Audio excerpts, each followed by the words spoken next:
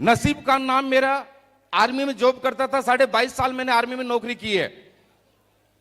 Retirement लेने के बाद आज मुझे 8 साल हो गए लगभग, और आने के बाद मैंने किसी दूसरे काम की शुरुआत की थी। कॉन्ट्रैक्टर का काम मेरे मामा जी के साथ में शुरू किया था।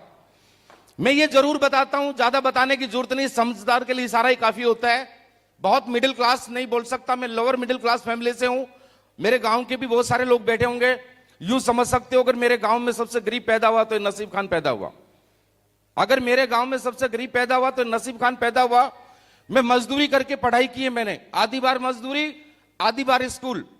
किस्मत से मुझे आर्मी में जाने का मौका मिला। 22.5 साल नौकरी की, घर का बड़ा था, जिम्मेवारी थी। आर्मी से रिटायरमेंट लिया, 16.5 लाख रुपए लेके आया था। 4 लाख मेरे कर्जे में चले गए थे, 2 लाख रुपए मेरे बच्चों की, 2-2.5 लाख रुपए बच्चों की पढ़ाई में, टोटली 8 से 9 लाख रुपए बचे थे। उसके बदले में मैंने एक प्लॉट खरीदा था, नील बटा नील, कुछ नहीं था मेरे पास। यूं मान सकते हो छोटे छोटे 2 मकान लिए थे मैंने, आज भी उनको प्लास्टर नहीं हुआ है। और आप समझ सकते हो कि आर्मी वाला जिसके ऊपर पूरी जिम्मेवारी हो क्या कर सकता अपनी लाइफ में। घर का बड़ा था, छोटे भाई भी मेरे मजदूरी करते, पिताजी भी मजदूरी। तो मैंने वो मकान छोटे भाइयों को देके मैं झुंझुनू आया, और झुंझुनू आने के बाद मैंने मेरे मामा जी के साथ में काम की शुरुआत की। वहां से मुझे 10-15 हजार रुपए मिलते थे, 12 हजार रुपए मेरी पेंशन। जैसे तैसे करके मेरी लाइफ चल रही थी। बस सोच रहा था कि यार सर्विस पूरी कंप्लीट हो गई, ना तो मकान बना, ना बच्चों की शादी हुई है, जिंदगी कैसे चलेगी। अचानक महिपाल गुरुजी से मुलाकात होती है, और मुलाकात होने के बाद आज आप लोगों ने देखा, बैठ के प्लान को भी देखा, बहुत सारे अचीवर पे आए। मुझे अभी ज्यादा बताने की जरूरत नहीं है, आप लोगों को अभी यकीन विश्वास हो चुका होगा, और शायद अब भी भरोसा नहीं है तो जिंदगी में कभी भरोसा नहीं होगा। इतना सब कुछ देखने के बाद भी भरोसा नहीं है तो भरोसा कभी भी नहीं होगा। थैंक यू दोस्त।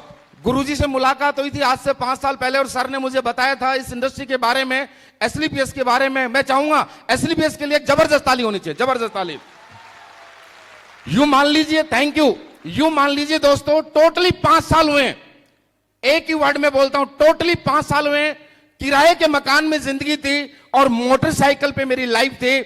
आज खुद का 1.5 करोड़ का मकान है, प्लॉट भी है, और पहली गाड़ी डिजायर ली, फिर ऑडी Q3, और गुरुजी के आशीर्वाद से अब लेंगे रेंज रोवर वेलार, बहुत जल्दी आने वाली है रेंज रोवर वेलार। बस दोस्तों भरोसा करना। आज मैं आपको इतना सा बताता हूं, एक रिटायर फौजी हूं, और रिटायर फौजी को ज्यादा से ज्यादा रिटायरमेंट लेने के बाद मेरे जैसे 10 पढ़े लिखे इंसान को 15 से 20 हजार रुपए मंथ के मिल सकते हैं। लेकिन ये नसीब खान रिटायर फौजी, टोटली 10 पढ़ा लिखा, जिसको कुछ नहीं आता, आपके सामने खड़ा है, आज 17 से 18 लाख रुपए एक महीने का लेता है। 17 से 18 लाख रुपए पर मंथ लेता है, और 5 साल हुए। इस 5 साल में टोटल अचीवमेंट की बात करता हूं तो दोस्त लगभग 6 करोड़ के नजदीक पहुंच चुका हूं, 6 करोड़ के 5 साल के अंदर। और यकीन मानना, बस यूं मान लीजिए, आज से 3 महीने पहले मैं इस कंपनी का रॉयल डायमंड बना था। सिंगल वीक का 60 लाख रुपए का चेक आया, और ये हमारा कमिटमेंट है, अगला 3 महीने के अंदर इस कंपनी के क्राउन डायमंड बनेंगे, क्राउन डायमंड। 1 करोड़ का चेक लेंगे, 1 करोड़ का चेक। दोस्तों किसी चीज की कमी नहीं है, बस है तो भरोसे की, विश्वास की, और एक प्लेटफॉर्म की जरूरत होती है, और वो प्लेटफॉर्म मिला, आज यहां पहुंचे। लेकिन दोस्त इसमें हमारी ताकत नहीं, जो भी हैं, जहां भी हैं, आज इस मंच पे हैं, इस अचीवमेंट पे हैं, ये सब जो भी है ना दोस्त, मैं क्या बोलूं, ये मेरे गुरु लोगों का आशीर्वाद है, और इन्हीं की बदौलत बना हूं मैं, तो जो भी कुछ हूं। तो दोस्त आज मैं आप लोगों के बीच में रहता हूं, ज्यादा कुछ नहीं बोलूंगा। आप लोगों को भूख लगी है, मुझे पता है यार, और मुझे तरस आती है, लगी है ना भूख? भूख है? एक छोटी सी स्टोरी याद आ गई गुरुजी, 1 सेकंड का टाइम चाहता हूं। एक छोटी सी बात मुझे याद आ गई। एक राजा था, राजा, उस राजा ने बोला कि कोई ऐसा इंसान लेके आओ जो सबसे स्वादिष्ट खाना बना के मुझे खिलाए, सबसे स्वादिष्ट खाना। तो उसके वजीर पूरी दुनिया में घूम के आए, और अच्छे अच्छे शेफ मिले, कुक मिले, बढ़िया बढ़िया खाना बनाने वाले, लेकिन राजा को किसी का भी खाना पसंद नहीं आया। बोला मजा नहीं आया। उनका एक शर्त थी कि ऐसा खाना बनाने वाला हो कि उंगली चाटता रह जाऊं खाने के बाद, लेकिन राजा को मजा नहीं आया। लास्ट में वजीर तंग आया, बोला यार ये कौन सा क्या खाने वाला है, ये क्या बनवाए, इसके लिए क्या लेके आए? तो मेरे जैसा फौजी मिल गया जिसको दाल फ्राई करनी भी नहीं आती थी अच्छी से। बोला भाई क्या लफड़ा है, क्यों परेशान है, क्यों परेशान है?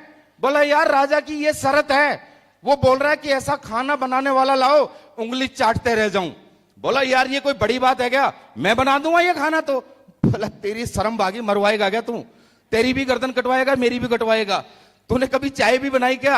अरे तू छोड़ चाय की, खाना अगर वो खाना नहीं बनाया तो गर्दन जो सजा हो मंजूर है। तो बोला इतनी बात है तो चल, लेकिन बोला एक शर्त मेरी भी है। सुन रहे हो क्या, सुन रहे हो ना? बोला एक शर्त मेरी भी है, अगर मेरा खाना खाएगा तो उससे पहले उसको 2 दिन भूखा रहना पड़ेगा। मेरा खाना खाएगा उससे पहले उसको 2 दिन भूखा रहना पड़ेगा, और उसके बाद उसको मजा नहीं आए तो कलम कर देना, गर्दन हमें मंजूर है। समझ गए मेरी बात?